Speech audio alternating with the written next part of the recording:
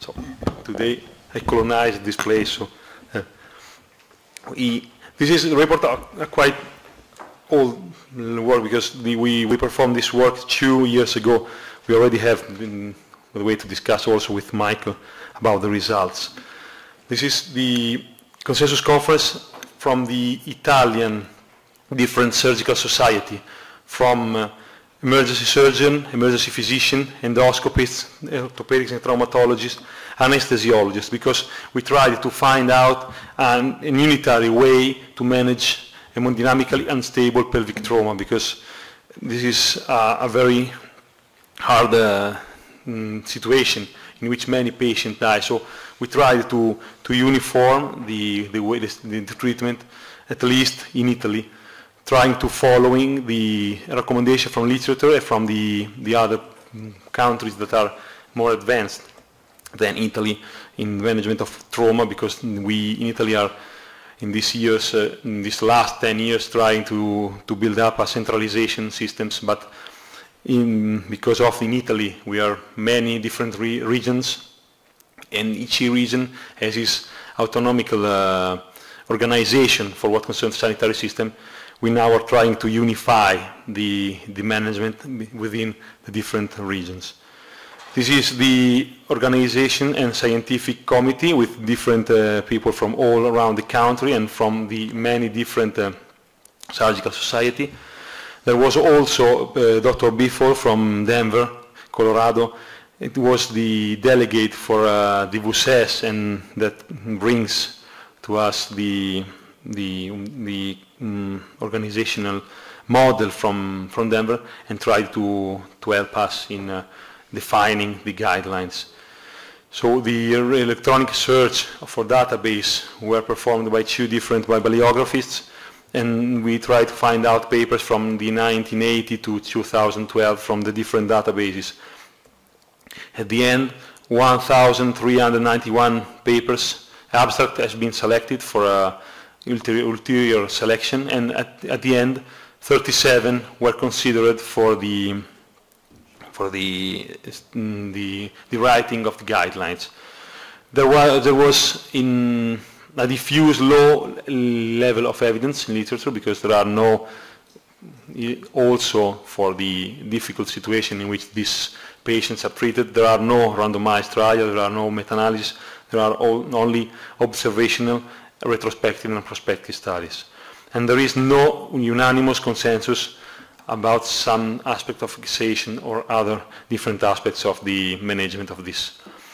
We consider the instability, hemodynamic instability of patients with these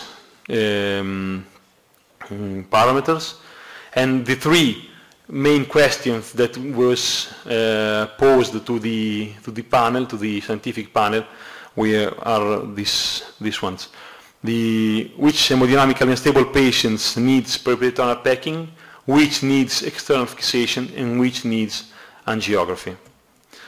The time points were the usual time points for the consensus conference, so the literature was searched, was selected, and then was given to the expert committee. So the scientific committee reviewed the literature and gave back to the panel the answers. So the panel, during the day of the consensus, discussed the statements, and then the eventual amendments, comments, or criticisms were analyzed and then endorsed in the statements. So the final paper published that you saw before was produced.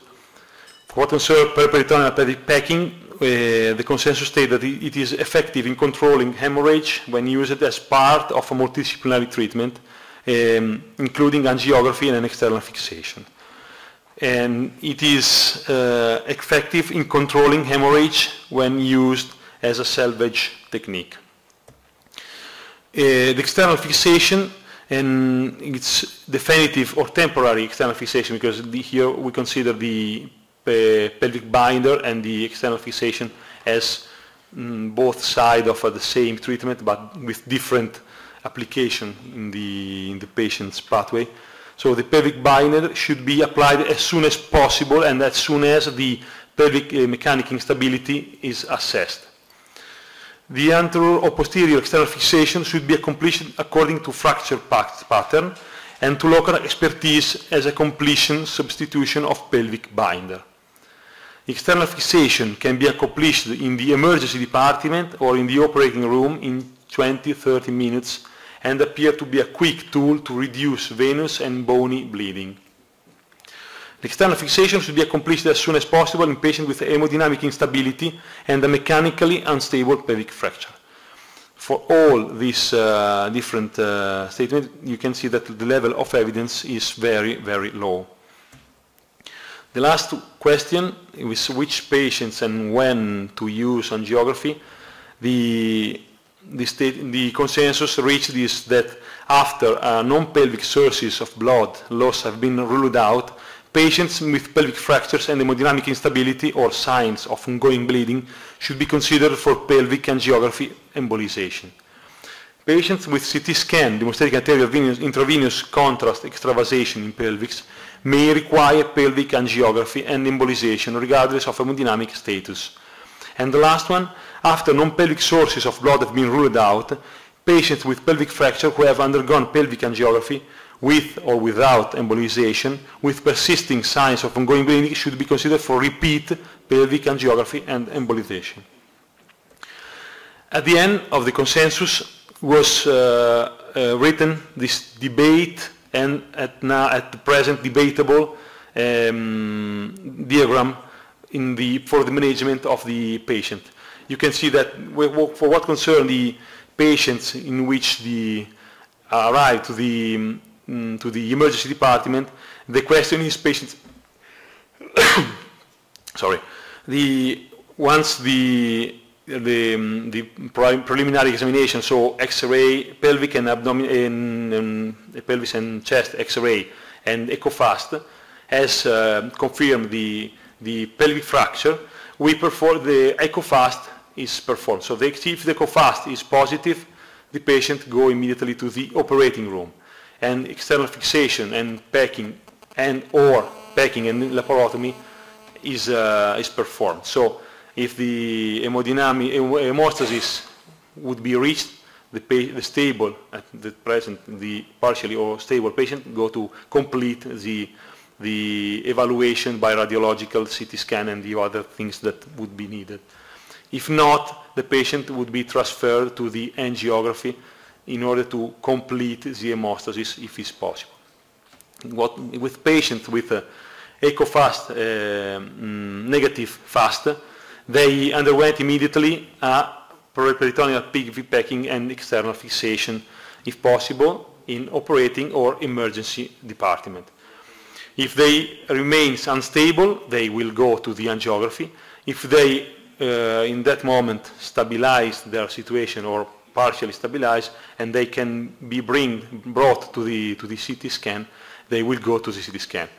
In that in CT scan, we can evaluate if blushing or not is present. So if present is indicated to perform angiography, and then when the patient is completed all the procedures, transferred to the ICU. Due to the different debate given by this the diagram of flux of the patients, the VUSES tried to organize a panel of experts, not tried, but organized a panel of experts in order to produce, within the end of next year, guidelines for the management of this kind of patients with the participation of a multidisciplinary worldwide group of experts. So the aim is to publish these guidelines as soon as possible in order to correct the eventual imperfection of the previous papers. Thank you very much.